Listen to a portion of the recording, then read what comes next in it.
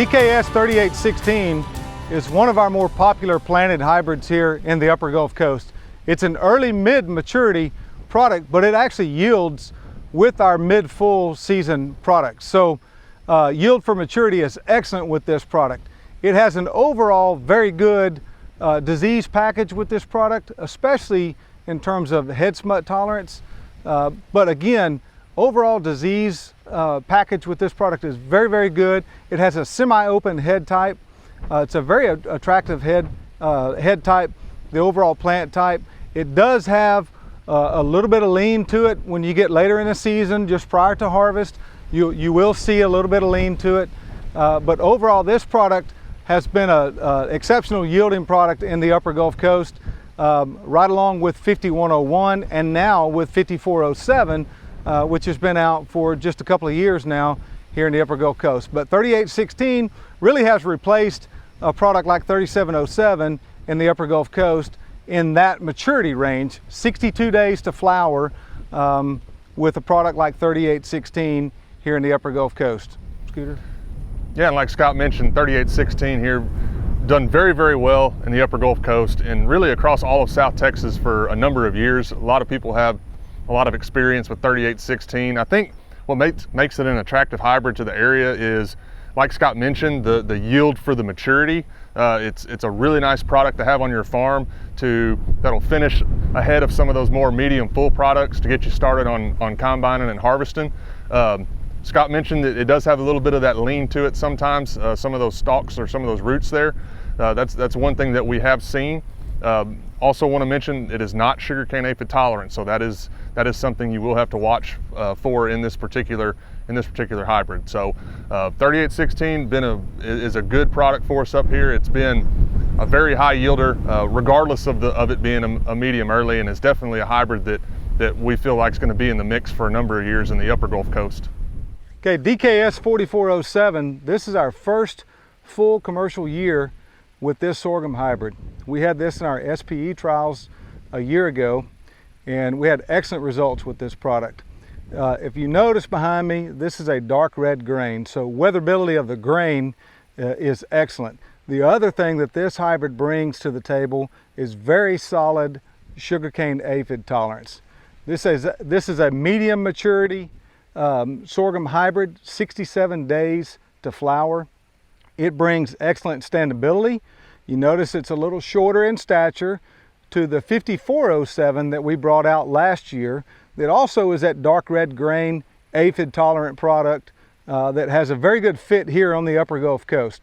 So this one has some of those same attributes, still a little earlier in maturity, a little shorter in stature, and brings that semi-compact head type, very good defensive sorghum hybrid for this Upper Gulf Coast, but also has excellent yield for this area. So we're very excited about this particular hybrid. Gives us something with those added traits like sugarcane aphid tolerance. So this, again, our first full year of commercial launch with this product in the Upper Gulf Coast. Very excited about what we saw last year, and with our emphasis on the value-added traits in our sorghum testing program, looking at not only sugarcane aphid tolerance, but also sorghum downy mildew and some other things that we're looking at going forward. We're excited with the new releases in our product lineup this year, with 4407 being one of those.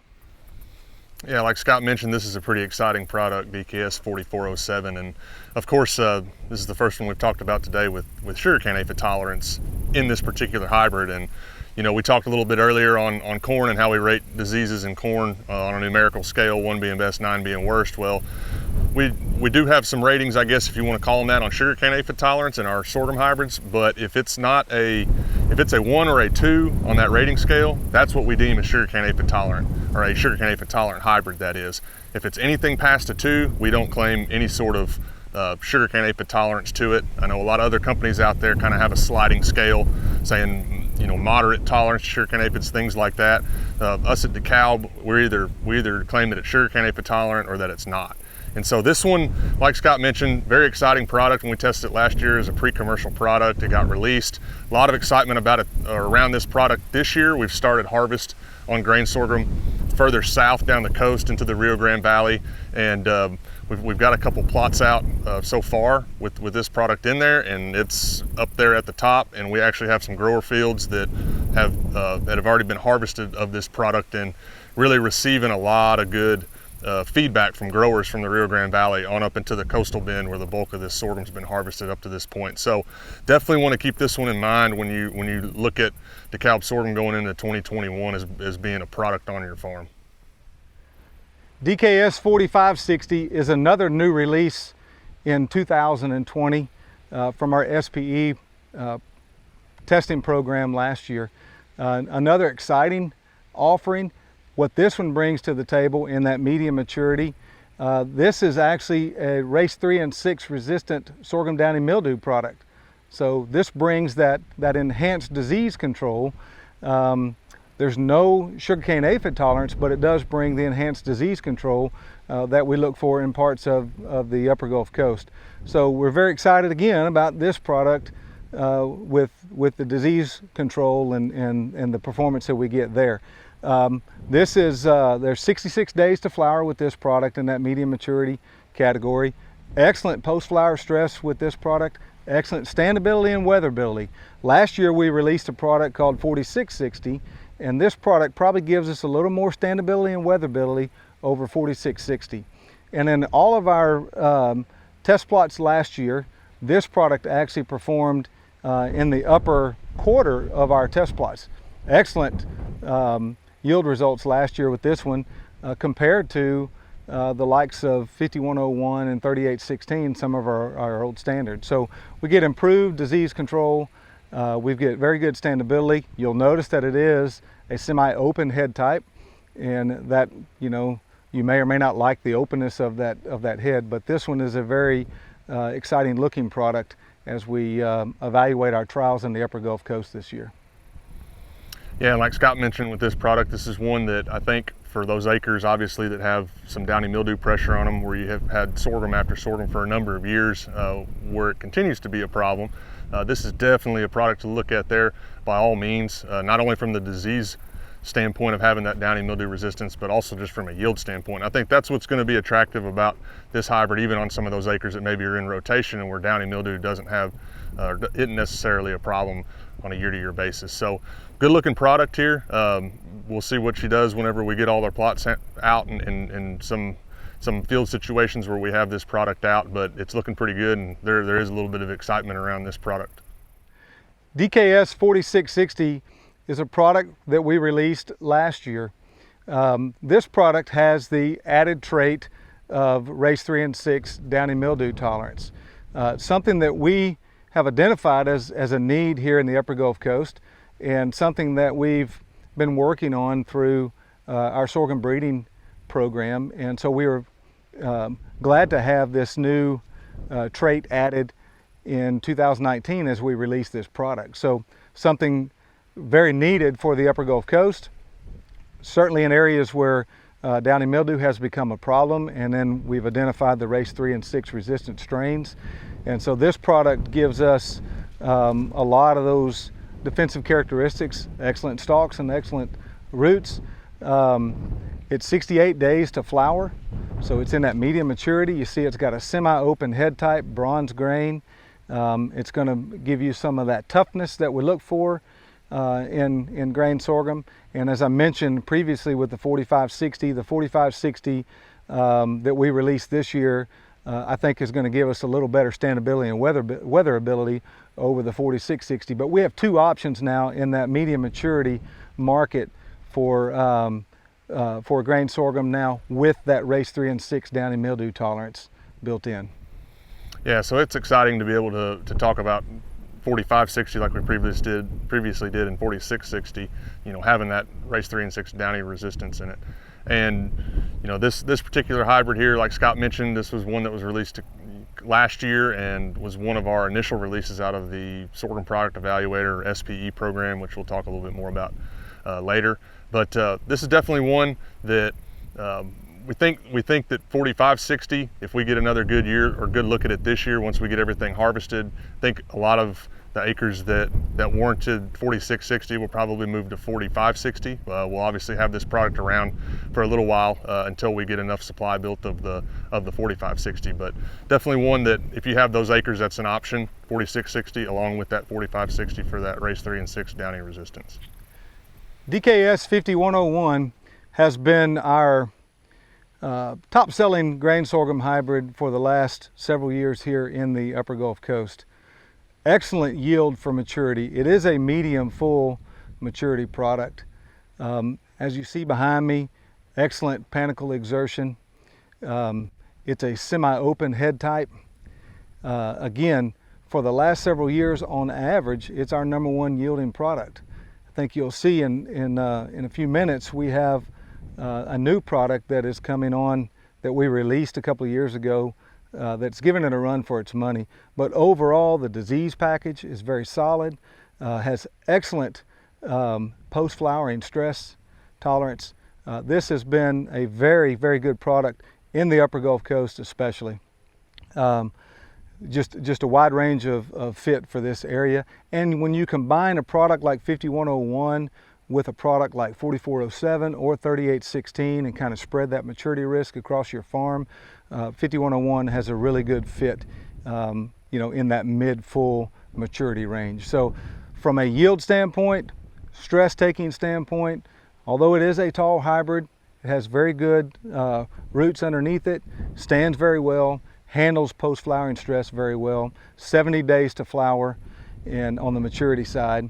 And again, has been on average one of our top performers in our lineup south of I-10 here in the Upper Gulf Coast of Texas. Yeah, so 5101 been around for a while. It's a product that really, if someone doesn't know what to plant or doesn't know what to do, 5101's a pretty sure bet that it's gonna perform well out there in the field. And even if I have folks call me from further north in Texas that may not be that familiar with sorghum, I know 5101 is one of those that has a very, very broad fit across a wide geography. No sugarcane aphid tolerance with it, so that's something to keep in mind, but it's definitely one that is proven on a lot of farms in the Upper Gulf Coast of Texas and Texas as a whole. So it's going to be around for a little while longer until we can find a replacement for it, but it's still going to be an option out there for you to put on your farm in the Upper Gulf Coast. Okay, DKS 5407 was a new release in 2019 from our SPE plot testing program. This is a product that is similar in maturity to 5101. It's about 71 days to flower, and if you'll notice behind me, this is another dark red grain. So we talked about 4407. 5407 also gives us sugarcane aphid tolerance. If you look at the numbering system, anything that ends with the 07 on the end, we're using that now to signify the sugarcane aphid tolerance. So this has that strong aphid tolerance here for the Upper Gulf Coast, and it's something that we've identified as a true need in our lineup, and this has that strong aphid tolerance. So this product has performed well in the plot testing that we performed in 2018. We released it in 2019, had a very good year with it. So this is our second year of commercial release with this product, and we're excited about what the appearance and what it looks like we're going to see this year as we approach harvest. Again, taller hybrid. The 4407 gives us something that's a little bit shorter in stature and earlier in maturity. This is a mid-full product, again, similar to maturity of 5101. So this is a product that has a very true fit for the Upper Gulf Coast of Texas, where that mid-full maturity has its best fit along the Texas coast. So like Scott mentioned here with 5407, this was one that came through our SPE program in our inaugural class, same as 4660, which we talked about earlier. And we've seen a lot of positive things out of this one. Scott mentioned that it can get a little tall, but I know from what we have seen, it has very good stalks and roots on it. We haven't seen any issues anywhere from a standability standpoint, because it can get a little bit taller than a lot of other hybrids if the conditions are right. But definitely a good sugarcane aphid tolerant product, excellent weatherability. Like we talked about 4407 earlier being in that medium package, think of 5407 as its bigger brother, I guess, if you will. A little bit later maturity, a little bit taller in plant stature, but a lot of the same characteristics between 4407 and this one here, 5407. Definitely going to be a big product for us as Dekalb moving forward across all of Texas. So if you look across this hybrid out into the field out there, you may see some taller heads out there, some height mutations, and here after a while, we'll take you out in the field and we'll talk a little bit about what's going on with those. So what you see behind us here is a sorghum research trial. You'll see a lot of these ISR numbers. Those designate the research plots that we're looking at. In each of our plots in the field, we have 5 new sorghum products that we're looking at. This is the 3rd year in a row that we've tested 5 experimental sorghums in each of our trials. And this is 2 years in a row now that we've released 2 new commercial sorghum hybrids.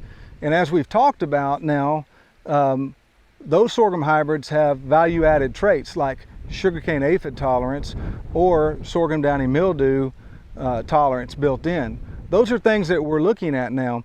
And as we've discussed in prior field day events, those are done through an effort with Bayer Crop Science and Remington Seeds and a joint venture called Innovative Seed Solutions. And so this has kind of reinvigorated our sorghum research out of our research station in Bishop, Texas. And so we're actually doing a lot of new things in sorghum research and breeding now. And so this is, it's exciting times in sorghum, especially here in Texas, where sorghum is a very important rotational crop for us in South Texas. And so we're doing a lot of new things in grain sorghum research, breeding efforts, these value-added traits, and things like that. So if you're out driving through the country and you see some of our sorghum trials signed, you'll notice these ISR numbers, 286, 287, 297, et cetera, et cetera. Those designate those research hybrids, and those are the hybrids that we'll be evaluating to advance possibly into a commercial hybrid for next year. But exciting times in that each of the last 2 years we've released 2 new commercial hybrids. And so we're excited about that part of our research program and what's to come in grain sorghum. And I'll let Scott talk about the lineup of hybrids that we're looking at and evaluating this year. Yeah, and Scott set it up well, you know, with the joint venture between Bayer and Remington. Just can't say enough how much it's reinvigorated us from a Dekalb sorghum standpoint, and really being able to turn over our lineup. There for a number of years, there was quite a few products that have been around for a really long time, and it seemed very stagnant. And so, you know, being able to invest more into sorghum breeding and research, this joint venture, been able to utilize molecular markers to be able to find a lot of these value-added traits that you're now starting to see, whether that be sugarcane aphid tolerance or sorghum downy mildew resistance. And so it's really helped up the ante from the standpoint of Dekalb sorghum portfolio. And so, you know, like Scott mentioned, this is the 3rd year that we are conducting the SPE, or Sorghum Product Evaluator program is what we call it. It's kind of tailored after our new product evaluator program in cotton, where we put these experimentals out in these plots and get feedback from growers and really learn a lot along with them on what they like and they don't like about some of these products. And so this year we've got 5 products that we're looking at again, ranging in maturity from a medium early all the way to a medium full. And 4 of the 5 have some of those value-added traits, whether it be sugarcane aphid tolerance or sorghum downy mildew resistance. And we actually have 2 products this year that we're looking at that have both of those stacked together. So sugarcane aphid tolerance and race 3 and 6 sorghum downy mildew resistance. And so that's really going to be a first for the market. We have a long way to go to evaluate those from a yield standpoint, but being able to have those 2 put together, it gives us options on acres where you have to beg the question to a grower: is sugarcane aphid tolerance more important, or is that downy mildew resistance more important? So being able to put those all into one package is something that's very exciting. And as we go on through the years and the continued efforts of Innovative Seed Solution, you know, we hope that really that's a not even a question anymore that a lot of these hybrids just pretty much automatically come with that sugarcane aphid tolerance and that race 3 and 6 downy mildew resistance. I wanted to talk to you for a minute about the differences between height mutations and true off types in grain sorghum. This year we had quite a few phone calls early on, especially when this crop was in kind of the boot stage before we start seeing a head, seeing a lot of plants that were out in the field that were a little bit taller than the rest of the field, and people were asking whether or not those were off types for good reason, worrying that it potentially could be some sort of Sugarcane or something like that. And so typically, if we're going to evaluate a field for something like that, we want to wait until everything's fully headed out so we can truly see what kind of heads out there on those taller plants.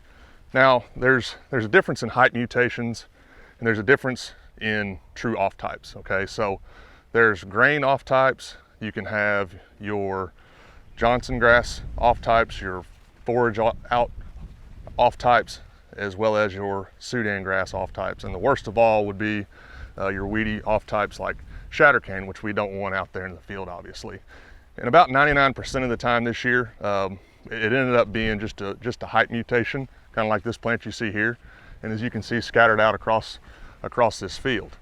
Okay, so in grain sorghum, there's actually 4 different genes that control plant height. 3 of those are genes for a shorter plant, and 1 of those genes is actually a tall gene. Okay, and so the sorghum that is cultivated today is actually what's called a 3 dwarf sorghum. It's expressing those 3 genes for a shorter plant. And when we get one of these off types here, because one of those genes is easily mutatable, and it gives us these tall height mutations here. And so technically this is the same hybrid as everything else in the field that is level.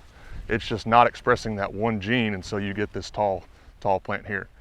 Nothing wrong with it. It's just maybe a little bit unsightly out in the field, but it's the same hybrid as what you've planted originally. Howdy everyone, my name is Dr. Luke Pruter, and I am the new TDR for the southeastern portion of Texas. I have worked for AgriLife Research for the last 8 years, where I have finished my PhD in entomology and plant pathology. Right now I will be evaluating products and placement for Bayer throughout the coastal bend of Texas. Some of my areas of expertise include Lepidoptera in corn, sugarcane aphid in sorghum, and Lygus in cotton, and the beneficial insect pests and pathogens associated with these complexes, and I look forward to working with you all in the future. Gig 'em. I'm here to talk with you a little bit about calculating the economic threshold of aphids in your field the correct way. When you come out to the field, you want to look for areas that have honeydew on the tops of the leaves, which is a glistening type of effect, or sooty mold, which are the darker black coloration on the leaves. These are telltale signs that you have aphids in the area. What you're going to do is take a transect and walk out into your field. You don't want to start on the edge, because depending on what types of crops are around you, you can actually have different types of effects from those types of crop complexes. And so you're going to walk out into your field around 50 feet to start, and you're going to take a leaf from the top of the plant and from the bottom of the plant that has green leaf material, and you're going to do that 5 times in each location. Okay, and you're going to go do that in 4 separate locations, and then you're going to calculate the average number of aphids that you have per leaf, 1 from the top and 1 from the bottom of each plant, 5 plants in 4 locations. So you get 10 in each. It's a total of 40 totals of aphids that you'll be looking at.